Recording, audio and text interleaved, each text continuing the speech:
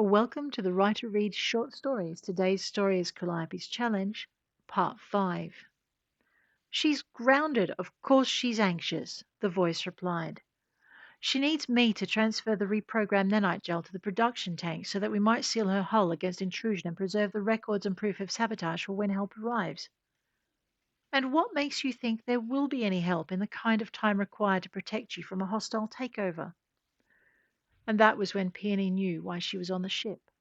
Why the protocol section existed inside her head, and why she and the Calliope had been selected as the colony's transport vessel and its liaison. You knew this was going to happen, she snapped, and strode toward the protocol section, flipping through the files in search of the access codes controlling the bulkhead doors. The digital hand wrapping around her wrist as she pulled the files she was searching for came as no surprise. And what do you need those for?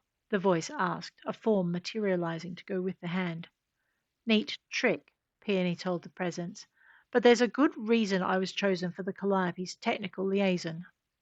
With a digital twist and shove, she freed her wrist and sent the intruder flying across the protocol workspace and into the servers stacked against one side. By the time the woman's hand slipped from her wrist, she'd finished accessing the bulkhead overrides and tweaking them, erasing the old codes and putting in the newer, more secure ones. As the woman came to a jarring halt against the opposite wall, Peony was inside her head, searching for the coding that would allow her to unlock the protocol section long enough for her to leave.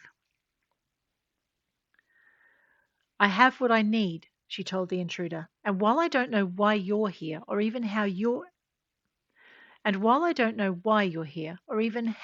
here, given exactly how far we are from civilized space, She stopped. Cut. Okay. She stopped, realization striking hard. You're in one of the pods. The stranger looked up at her, her form solidifying into a face and body that matched one of the files on the passenger manifest. Security Officer Astraya, the woman told her, extending her hand. Peony smiled and stepped back. Perhaps when we meet shell to shell, she said, but in here, when I need to get back to my ship? She shook her head. I think not. The woman smiled and got carefully to her virtual feet. I take no offense, but believe me when I say I am here to help. Peony opened her mouth to let her doubts be known, but Astraya continued. Just tell me what you need. As she spoke, the locks keeping Peony confined to the protocol section gave way, and the gate between her implant and the protocol section opened. The Calliope entered almost immediately. Peony, are you all right? We have a situation. The ship stopped abruptly, focusing on Astraya. Who is that? And why is she? The ship's voice trailed off. Oh, I apologize for the inconvenience, Astraya said, and Peony stepped hastily away from the woman. Astraya continued, this time addressing the ship. I am Security Officer Astraya. On behalf of Odyssey's investigative team, I extend my apologies. Tell me what you need. Peony looked from the officer to the ship and back. Security officer, my ass, she thought. Agent, more like it. Your name is on the 4th list, the Calliope noted, pulling the 4 lists and presenting them for the agent's perusal. I need you watching my systems for external attacks, while my technician and I deal with the physical threat. Must I tell you we need them alive? The agent asked. No, the Calliope assured her. We understand that living is better proof than dead, not to mention the information value of such a capture. We, too, would like to see justice returned for the damage done to my hull. Astraya dipped her chin in acknowledgement. I will assist in that. In the meantime, go, the Calliope instructed. I have located your pod and scrambled the identifiers on all the pods thus far jettisoned. They will not be able to locate you or the others on this list for destruction. They won't? And you did? The agent stopped, sounding both shocked and relieved. But how? Were you not privy to the conversation where I explained the presence of a drone high enough to remain unseen? I was not, the agent replied curtly. I had other activities to monitor. Such as? The ship prodded.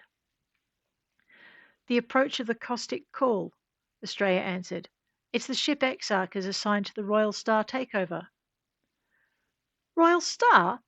Peony heard shock tremor through her mental voice.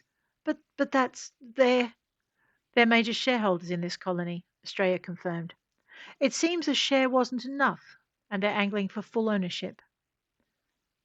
And this isn't the first time, Peony stated, drawing her conclusion from the agent's voice. That is what we're investigating, Astraya confirmed. Casimir's intelligence unit found evidence of interference in their colony recruitment program and requested Odyssey's assistance in allaying their suspicions.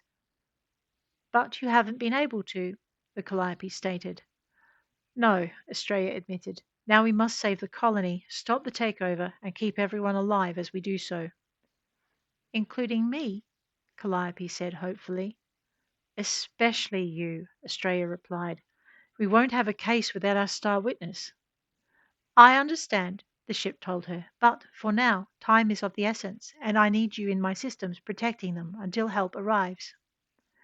Peony caught the ship's assumption and decided she needed to run on more than hope.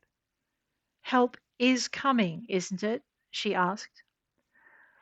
I am the other reason the takeover team is coming, Astraya admitted. It wasn't just you. I set a beacon during the night and it can only be switched off from my pod.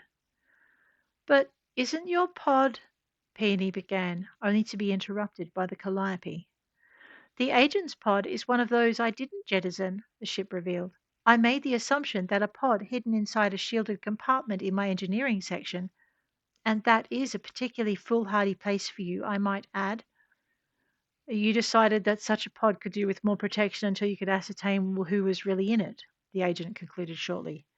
I am grateful, and Odyssey will be in your debt. Having a single agent in my debt is sufficient, the ship replied, and Peony detected traces of smugness in its tones. Apparently, Astraya did as well. Make no assumptions, the agent warned. Save the one where Odyssey always pays its debts, the ship retorted, sounding huffy. There was a smile in Astraya's voice when she replied, Save that one, yes. Then you should begin, the ship reminded them. Our opponents have not ceased their approach just because we needed to decide on a way forward. Way forward? Peony was impressed. The ship was becoming more human with every interaction. She just hoped it hadn't picked up too many of humanity's darker traits. Not from me, she won't, she decided, and pushed aside the thought that an Odyssey agent's influence might not be the best ingredient for an emerging AI's conscience. Pushing the thought aside as a problem for later, she dropped out of her skull, turning back to the replicator and retrieving the modified gel. What now? She asked, picking up the 2 canisters nestled in its output tray. She glanced at a nearby monitor, wishing she had access to the footage monitoring the approach of her pursuers.